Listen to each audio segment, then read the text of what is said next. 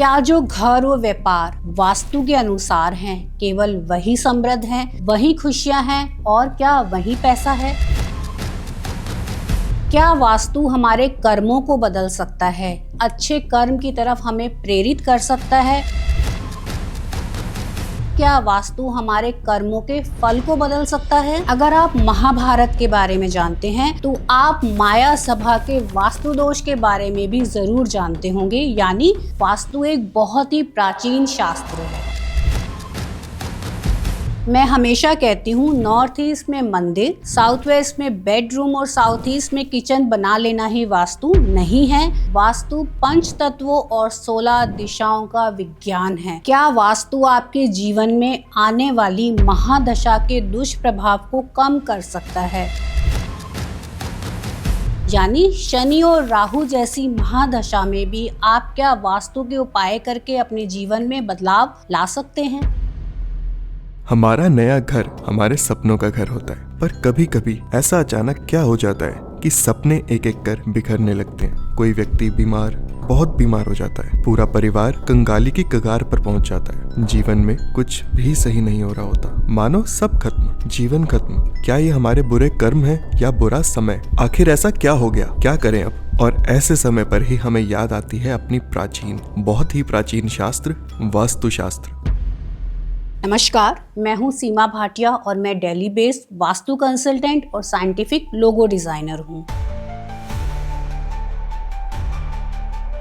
चलिए बात करते हैं वास्तु की। अक्सर आपने सुना होगा जो लोग बहुत सक्सेसफुल होते हैं अपनी लाइफ में वो भी ये कहते हैं कि हम वास्तु को नहीं मानते। लेकिन क्या आप ये जानते हैं वो सही बोल रहे हैं या गलत? क्योंकि अक्सर जो लोग ये कहते हैं हम वास्तु को नहीं मानते, वही सबसे ज्यादा अपने घर और बिजनेस को वास्तु कंप्लायंस बनाने की कोशिश करते हैं। आपको याद होगा जब आप 10th स्टैंडर्ड में थे और आपकी क्लास का टॉपर हमेशा ये कहता था कि ज्यादा पढ़ने से कुछ नहीं होता, और जब रिजल्ट आता था तो आप सब हैरान रह जाते थे। इसी तरीके से जो व्यक्ति कहता है मैं वास्तु को नहीं मानता, अक्सर वही अपने जीवन में वास्तु के उपाय करके समृद्धि को हासिल कर रहा होता है। इसलिए आपने क्या करना है, देखिए वास्तु क्या कहता है। वास्तु आपको कुछ एक्स्ट्रा करने के लिए नहीं कहता। आप वास्तु को मानते हैं या फिर नहीं मानते, दोनों ही तरीके से आप अपने घर में अगर टॉयलेट बनाना चाहते हैं तो मैं सिर्फ इतना कहती हूँ कि नॉर्थ ईस्ट में मत बनाइए, और इतने सारे ऑप्शंस आपकी लाइफ में आपके पास हैं, वहां बना लीजिए। ऐसे ही जब मैं कहती हूँ साउथ वेस्ट में प्रवेश द्वार या एंट्रेंस नहीं होनी चाहिए, इसका मतलब सिर्फ इतना सा है कि अगर आपका घर साउथ फेसिंग भी है तो आप साउथ वेस्ट की तरफ अपना एंट्रेंस ना रखकर साउथ में रख सकते हैं। इन केस रखना ही पड़ता है तो आप एक दूसरी एंट्रेंस का प्रोविजन रखकर अपनी लाइफ में साउथ वेस्ट के दुष्प्रभावों से बच सकते हैं। अक्सर लोग मुझसे पूछते हैं कि क्या मैम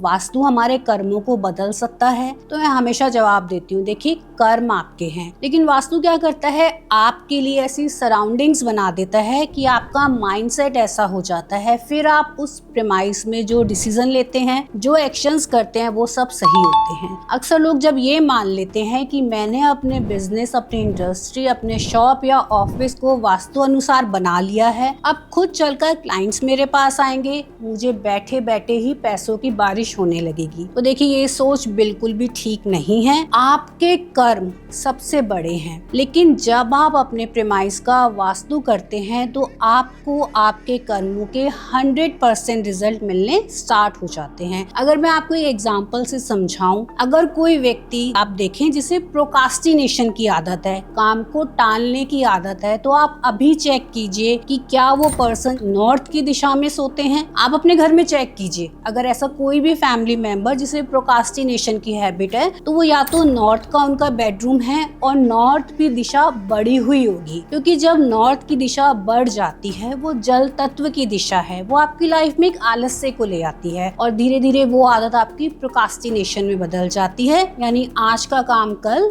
कल का काम परसों। अगर आप नॉर्थ की दिशा को बैलेंस कर लेते हैं, बैलेंस कैसे करेंगे, वहाँ कुछ प्लांटर्स लाके लगा देते हैं, थोड़ा सा ग्रीन कलर करते हैं, और अब वही पर्सन अगर नॉर्थ की दिशा में भी बैठे हैं तो उनका माइंडसेट ऐसा बन जाएगा कि मुझे काम को टालना नहीं है, आज का काम आज ही करना है, या फिर आप उन्हें साउथ की दिशा जो फायर एलिमेंट की दिशा है अगर वहां शिफ्ट करते हैं तो भी आप इसका रिजल्ट देखते हैं। यानी वास्तु क्या कर रहा है, आपके लिए सराउंडिंग्स रेडी कर रहा है। जब नॉर्थ की दिशा बड़ी हुई थी तो उसका गुण धर्म था काम को टालना, जीवन में आलस लाना, तो तब वो उस समय के वास्तु के हिसाब से आपको रिजल्ट दे रही थी, आपके कर्म वैसे हो रहे थे। अब जैसे ही नॉर्थ की दिशा को बैलेंस किया, आप देखेंगे आपकी लाइफ में नई अपॉर्चुनिटीज आ रही हैं और आप उनके एफर्ट्स ले रहे हैं।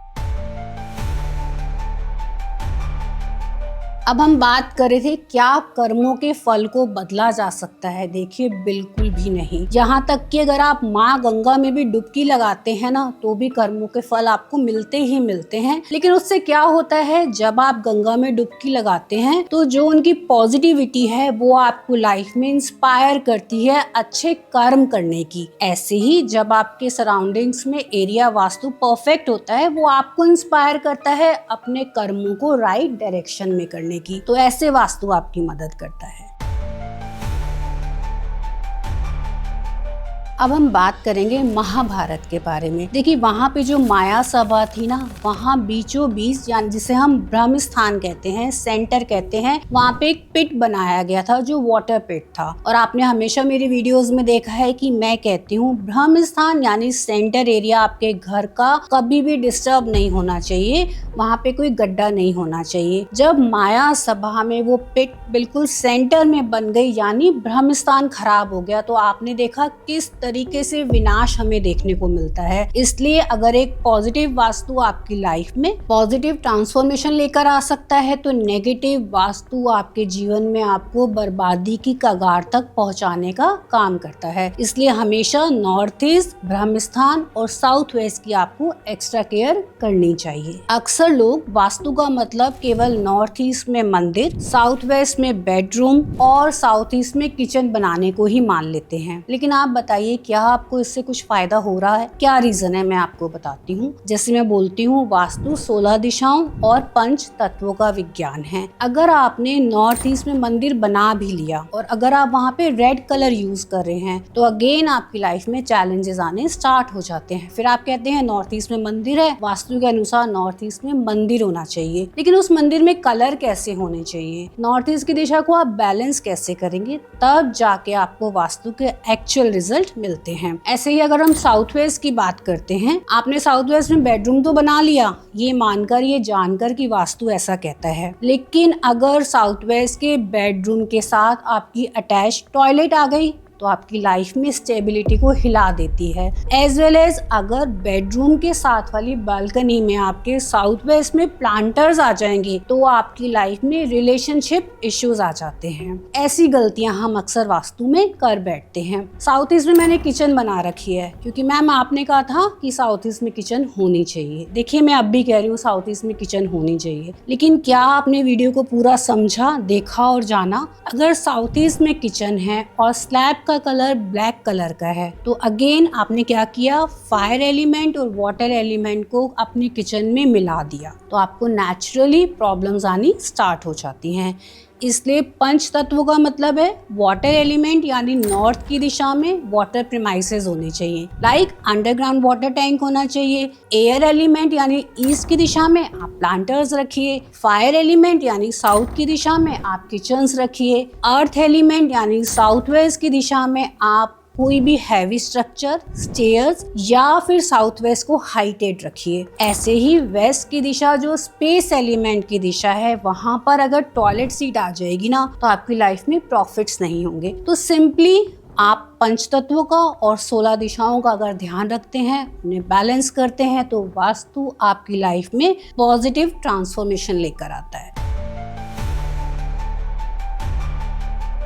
अब हम समझते हैं महादशा के समय वास्तु आपकी कैसे मदद कर सकता है। देखिए आपके पूरी लाइफ टाइम में जब से आपका बर्थ होता है और आपके एंड टाइम तक जीवन में कोई ना कोई महादशा चलती रहती है, लेकिन अक्सर हम सबसे ज्यादा कब घबराते हैं, जब राहु या शनि की महादशा आ जाती है। तो अगर मैं आज आपको ये गाइड कर दूं कि आपको सिर्फ एक डायरेक्शन पर फोकस करना है और आपको इन महादशाओं के दुष्प्रभावों से बचने में मदद मिलती है। अगर आप पे शनि की महादशा है, साढ़े सती है, तो अक्सर लोग बहुत घबरा जाते हैं। देखिए, अब तक आपने जो कर्म किए हैं उसके फल तो आपको मिलने ही मिलने हैं, लेकिन आप ऐसा क्या करें कि दुष्प्रभाव जीवन से चले जाएं। आपने शनि की महादशा में वेस्ट यानी पश्चिम की दिशा पर फोकस करना है। कौन सी आपको मैंने डायरेक्शन बताई है? पश्चिम यानी वेस्ट। अगर यहाँ पर टॉयलेट सीट है, व्हाइट कलर की टेप लीजिए, उसे ट्रीट कर दीजिए। अगर यहाँ पे रेड कलर है, ग्रीन कलर है या फिर प्लांटर्स रखे हुए हैं, उन्हें यहाँ से रिमूव कर दीजिए। सिर्फ इतना सा करना है। साथ ही साथ शनि के बीज मंत्र का उच्चारण कीजिए और आपकी लाइफ में जो महादशा है ना, उस प्लैनेट के जो गुण धर्म हैं वो अपनी लाइफ में अगर आप अप्लाई करते हैं तो आपको कोई दुष्प्रभाव नहीं आते, क्योंकि कोई भी प्लैनेट आपकी लाइफ में चैलेंजेस लाने के लिए नहीं बना, वो आपको ये लर्निंग देने के लिए बना है कि आपका जीवन उस प्लैनेट के गुण धर्म के अनुसार चलना चाहिए। जैसे शनि क्या है? जस्टिस है, न्याय करता है। तो आप अपने कर्मों को ऐसा बना लीजिए कि आप किसी के साथ भी अन्याय ना करें,